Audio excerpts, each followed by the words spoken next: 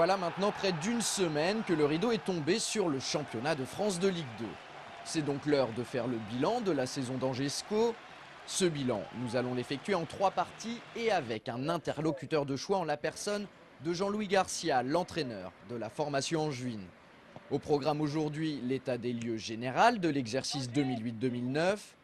Demain vendredi, nous aborderons les moments clés de ce championnat et les conséquences qui en ont découlé.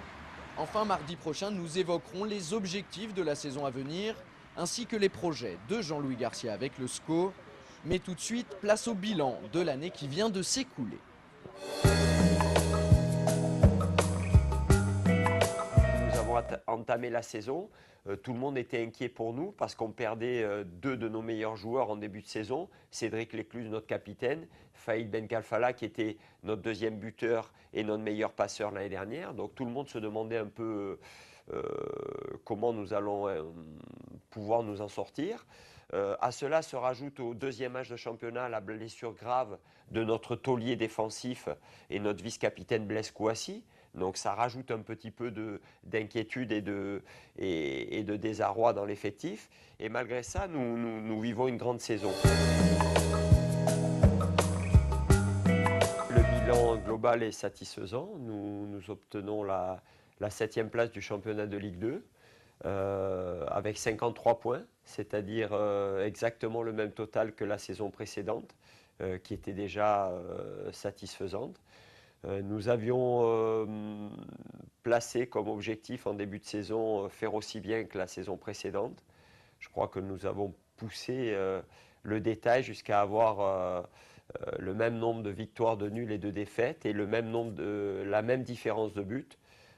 C'est dire si la saison a été régulière, constante et si on peut considérer qu'il y a une stabilité dans nos résultats.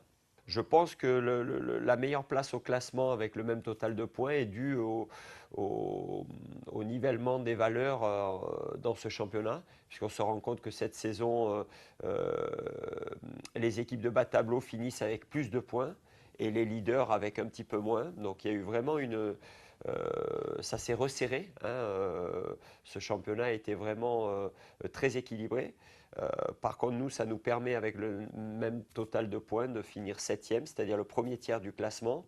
On sait qu'on s'est mêlé à la lutte pour la montée pendant de longues semaines, voire de longs mois. Donc je pense qu'on peut, c'est en ce sens-là qu'on peut noter des progrès dans notre performance.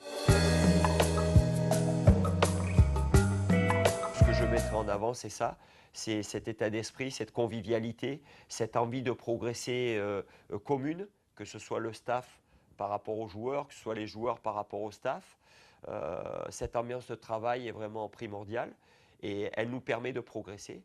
Je crois que tous les ans, il y a des satisfactions individuelles à travers un projet collectif. Voilà un petit peu ce qui, moi, me rend fier de ce groupe et de ce club, en espérant que ça continue. Rendez-vous demain vendredi pour la suite de cet entretien.